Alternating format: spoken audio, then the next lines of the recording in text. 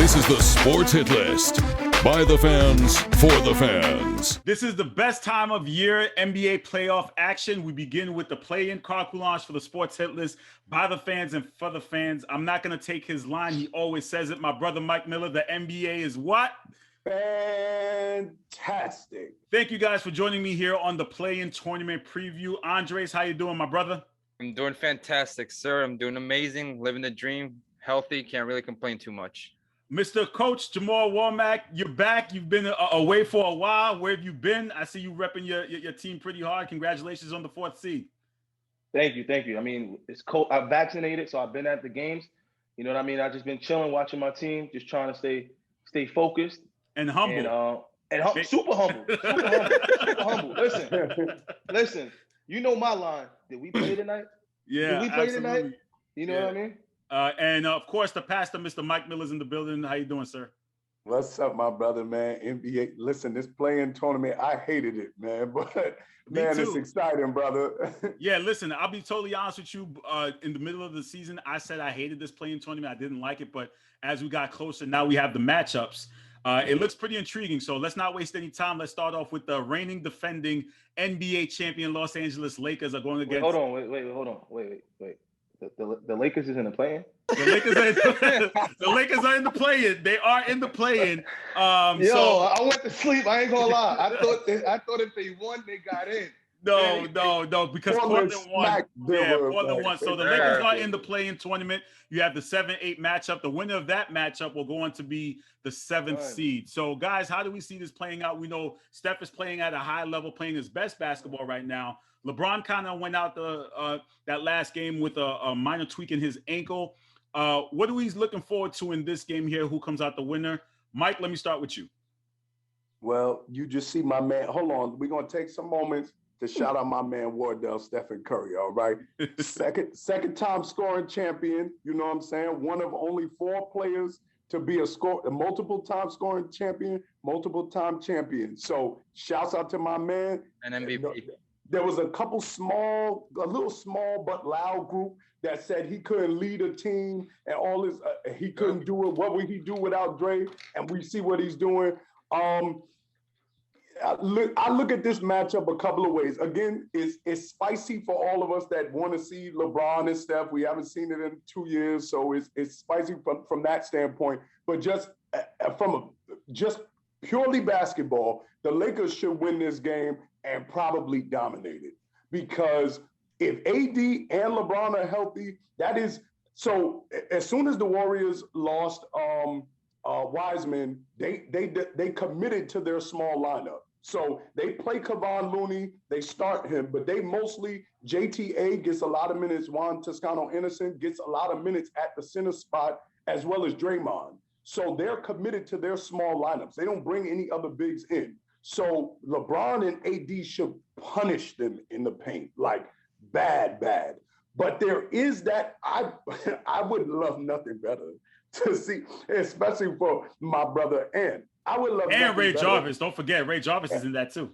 Right. But see, Ray is a Steph supporter, so it's going to be a little different for him. But Ant, I would love nothing better than for Steph to get to the playoffs on the backs of LeBron. That would be phenomenal. That would be great. And Ant would have to sit here with me on this show and talk about it. But in all reality, the Lakers should dominate them in the paint. Now, the Warriors, their offense has been hot. Their defense is top 5. Shouts out to Draymond. Everybody said he was finished. He's not. He's anchored that defense. So they're going to make it tough at moments, but the Lakers should pull this one out. But if I'm honest, I'm going to just pick the upset because I don't care. So I'm picking the Warriors. Andres, what are your thoughts here? I mean, you did predict that the Lakers wouldn't make it to the finals, and here's an opportunity for them to not make it as a 7th seed. What are your thoughts here with this playing matchup?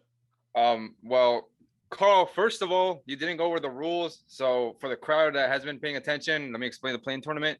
So basically the 7 and 8 seed play each other, and the winner of that game gets the 7th seed. And then the loser plays the winner of the 9 and 10 seed. Basically, if you're the 7th seed, you get 2 opportunities to make the playoffs. And if you lose both games, you're out. So I personally think that the play-in tournament was a great idea because, fellas, let's be honest. When was the last time the last game of the season brought out this much excitement, anxiety, people were looking at every score in the NBA. Like I was doing that because I was looking at the Blazers and stuff. For the people that know that I'm a Damian Lillard fan, I was looking at every scenario possible. So I think the play-in tournament was a great idea. Kudos to money grabber Adam Silver. As far as the Lakers and Warriors game, there's so much to say and so little to say about this game. The Lakers have the best defense in the NBA, even though they had all the injuries. So kudos to Frank Vogel, who, if Mike Miller knows, obviously, that he's a great defensive coach. But Stephen Curry is the greatest show on earth. Like Mike said, Steph is the fourth player in NBA history to have multiple MVPs, multiple championships, multiple scoring titles, but he's the only one with the 50, 40, 90 season. So Steph is making history, still in year 12. And there was a quote that Steph said. He was like, I don't have anything else left to prove. I just have to add more, or something like there was something along the lines that he just doesn't have anything left to prove. And he's been humble for so long. So it's just like after 3 championships, after 2 MVPs, like, you're really going to tell me to prove something? Like, that's it. Like, he's already a top 10 player of all time. Debatable, obviously.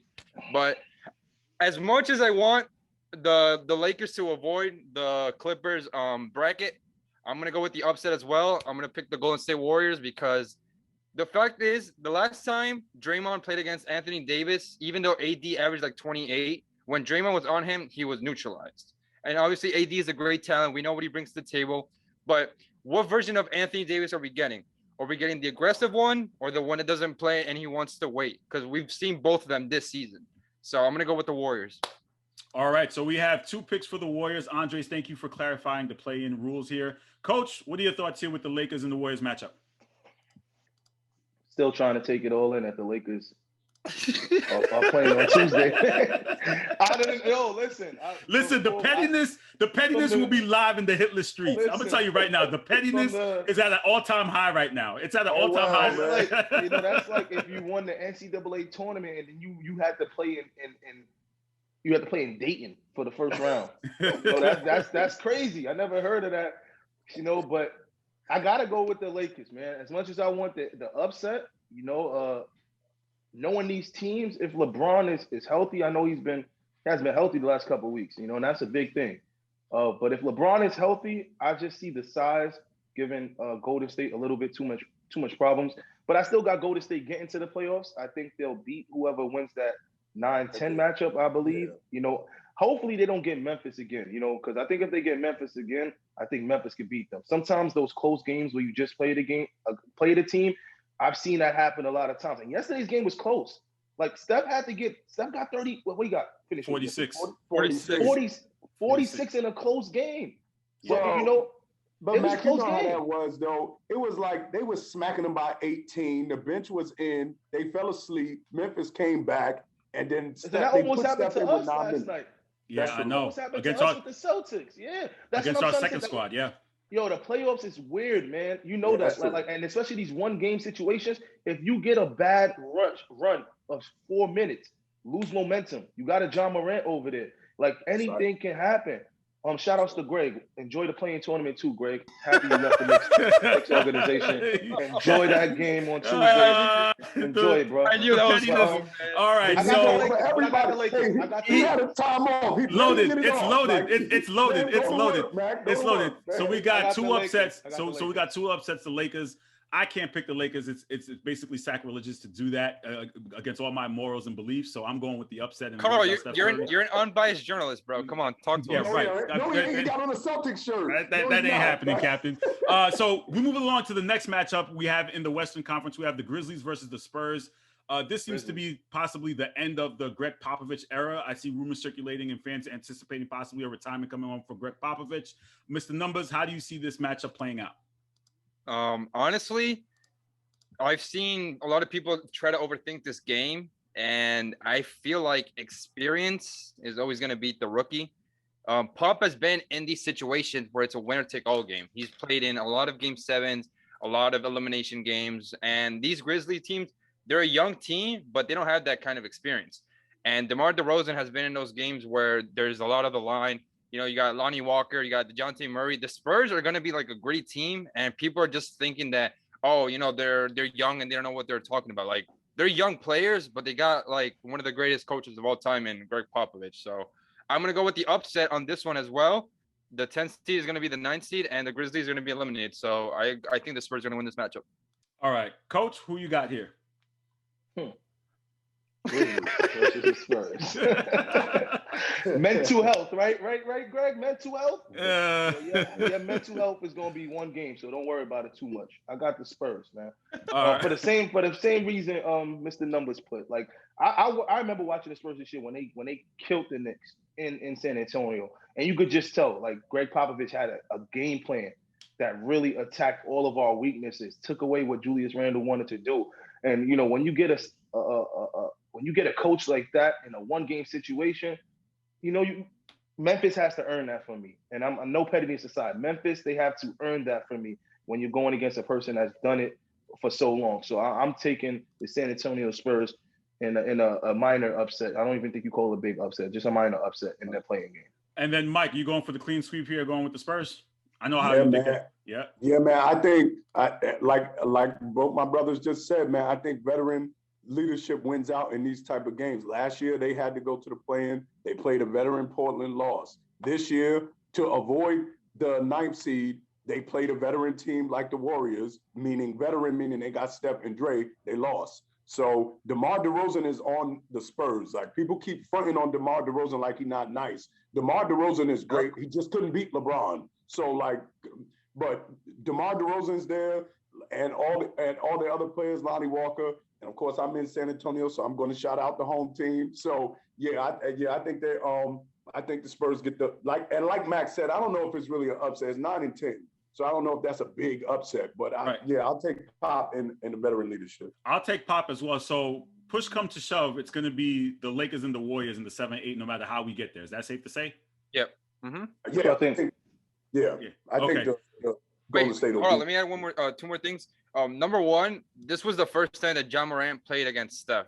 So if he wants to see him again, like it's gonna be crazy. And number two, a lot of people were saying that Pop was like zoned out for the season and he didn't care and stuff. But like his wife passed away like last year, so it's just like, can you really blame him for wanting to like be like zoned out and stuff? So like a lot of people. Pop is at the end. Pop is at the end. A lot of people forget that these athletes and these coaches are human beings. So if he's zoned out, like the most important woman in his life besides his mother and grandmother like passed away. So I just want to give a shout out to Pop for making it through the season, and you know, hopefully he doesn't retire, but he deserves to retire because he's lived a good NBA career.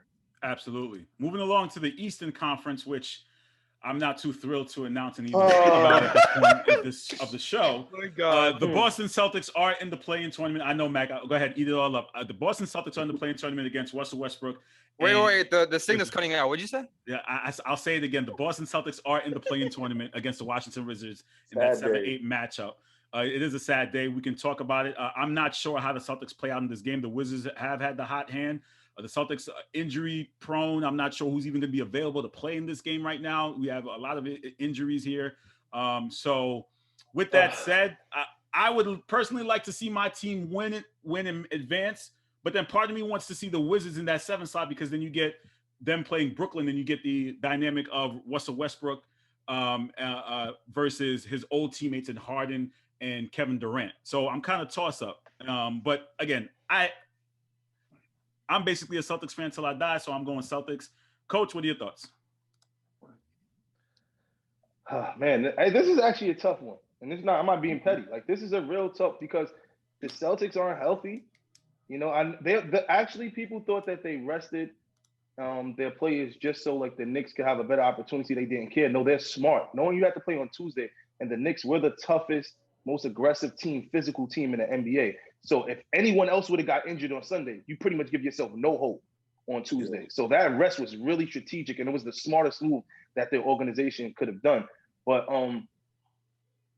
I like the Wizards, man. I'm sorry. The Celtics, they just been playing so poor.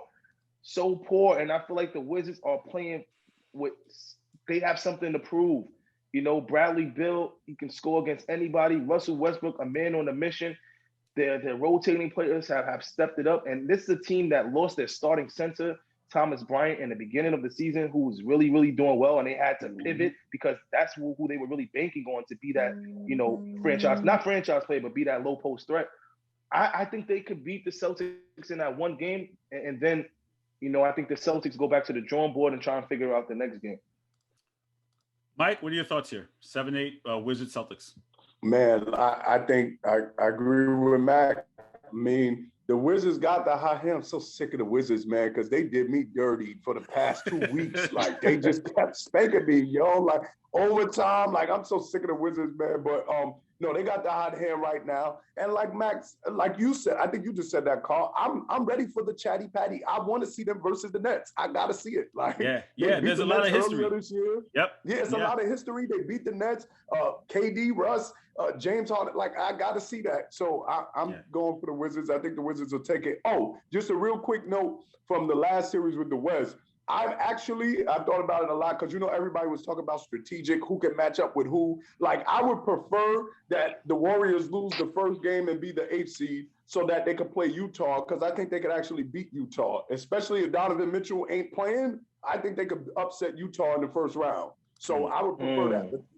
So I would prefer them lose that first game, beat the Spurs, then play Utah in the first round. But yeah, I got the Wizards winning that first game against the Celtics. And again, that chatty patty stuff, as people who definitely follow basketball know, again, those three guys were teammates together. And then you had Kevin Durant left Russell Westbrook, and then Russell Westbrook now left OKC to go team up with James Harden. Tell the full story, bro. It's all there. But Andres, who do you have here in the 7-8? Wait, I'm sorry. If Mike is gonna backtrack, I'm gonna backtrack.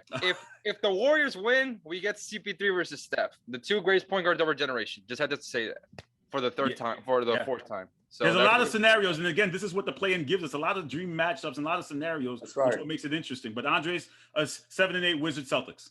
So I think, like you guys said, I personally want the Wizards to win because seeing Russell Westbrook against KD would be fire. Like, anyone that's thinking otherwise is lying to themselves. And Russ has said 200 times, my only friend on the court is Spalding. So if we get Russ and KD trash talking, or Russ trying to play mental games with KD and forcing Kyrie to make plays, forcing Harden, Joe Harris, Blake Griffin, Bruce Brown, you guys know the whole Nets roster, it's loaded. So that would be pretty dope. And honestly, Carl, if the Celtics do lose that game, but they beat the Pacers or the Hornets, the Celtics could have a very easy path to the Eastern Conference Finals. Like, if you think about it, we own the Sixers. We do, yeah. If you think about it, if the Celtics play the Sixers and then they play the winner of the Hawks and the Knicks, that could be a path to the Eastern. That ain't easy. Finals. That ain't easy, bro. I don't know why you say that ain't easy. That ain't easy, bro. This man, what you talking about? I don't know what you're talking about. No, let me say something real quick. I don't know.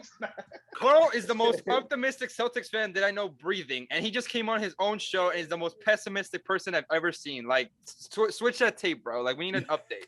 So listen, from what I've seen this year, I'm not too pleased with the Celtics. A lot of people have been saying that the Celtics threw in the towel the last 2 weeks because they haven't been playing good. They lost to the Cavs, and then obviously the Knicks are a gritty team. Like Coach was saying, the reason why Tatum didn't play and Kemba Marcus Smart is because Tibbs is an aggressive coach as far as defense, and the Knicks finished with the top 5 defense in the league, 3rd, if I'm not mistaken.